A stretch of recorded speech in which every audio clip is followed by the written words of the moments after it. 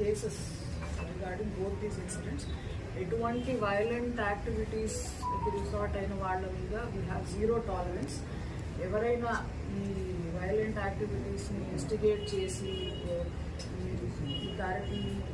ఎడ్యుకేషన్లో దాన్ని వైలెంట్గా టర్న్ చేసిన వాళ్ళందరి మీద we will take very strict action.